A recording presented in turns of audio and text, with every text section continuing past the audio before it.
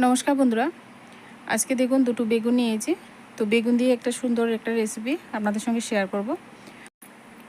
এই রেসিপিটা রুটি, পরোটা, ভাত সব কিছুর সঙ্গে আপনারা পরিবেশন করতে পারেন। দারুণ একটা রেসিপি। বন্ধুরা, যদি বন্ধুরা নতুন বন্ধু হয়ে থাকেন আমার চ্যানেলটিকে এখনও সাবস্ক্রাইব করেননি, প্লিজ সাবস্ক্রাইব করবেন। দেখুন বেগুনের মধ্যে একটু পোকা আছে, তো পোকার সাইডটা আমি ফেলে দিলাম। এবার বেগুনটা কেটে একটু জলের মধ্যে রেখে দেব। জলের মধ্যে রেখে দিয়ে কষটা বেরিয়ে গেলে আমি জল থেকে উঠিয়ে নেব। ওই বেগুনের মধ্যে আমি এখানে প্রথমে দিয়ে দিচ্ছি একটু হলুদ গুঁড়ো আর একটু লবণ দিয়ে দেব। এবার বেগুনের গায়ে ভালো করে একটু মেখে ঝুঁকে নিচ্ছি। এবার আমি শিলনোড়া নিয়ে একটা মশলা তৈরি করে নেব। এর মধ্যে অল্প একটু আদা আর অল্প একটু জিরা বেটে নিচ্ছি।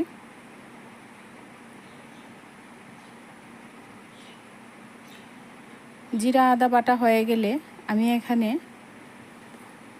বাদাম বেটে নেব। আর এই রেসিপিটার মধ্যে বাদাম মেইন উপকরণ।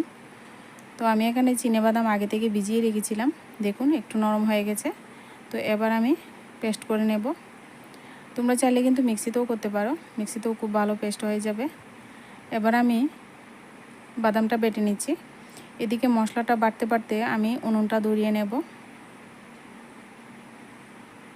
তো বন্ধুরা, এদিকে উনুনটা ধরে গেছে আর চুলায় কড়াই বসিয়ে দিলাম। পরিমাণ মতো একটু সর্ষে তেল দিয়ে দিলাম। তেলটা গরম হয়ে গেছে, একটা ফোড়নে লঙ্কা দিয়ে দিলাম, শুকনো লঙ্কাটা ভেজে নিলাম।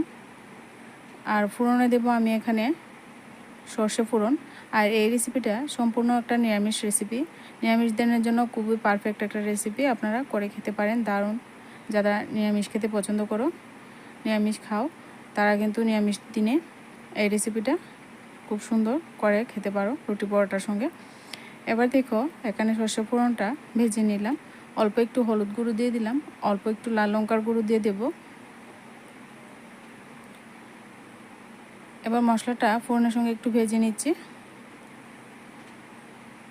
এবার এখানে আমি আগে থেকে মেখে রাখা বেগুনগুলি দিয়ে দেব।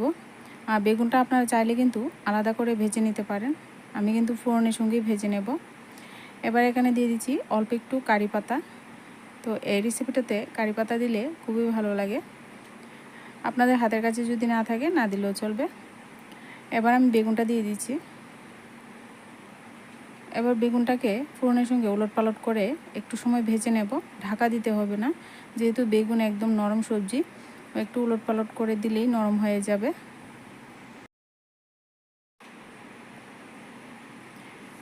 দেখুন চুলার আঁচটাকে একটু লোতে করে বেগুনটা উলটপালট করে ভেজে নিয়েছি। এবার কিন্তু এখানে যে বাটা মশলাটা দিয়ে দেব। মশলাটা দিয়ে আরও একটু ভাজা করে নেব, যাতে করে মশলাটাও ভাজা হয়ে যায়। তো এখানে আদা আর জিরা কাঁচা ভাবটা চলে যাওয়া পর্যন্ত কিন্তু ভেজে নিতে হবে।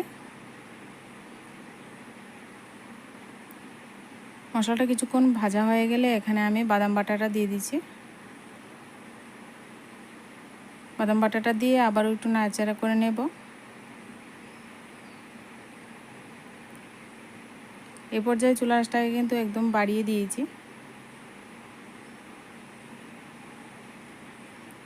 একটু নাড়াচাড়া করে এখানে পরিমাণ মতো একটু জল দিয়ে দেব।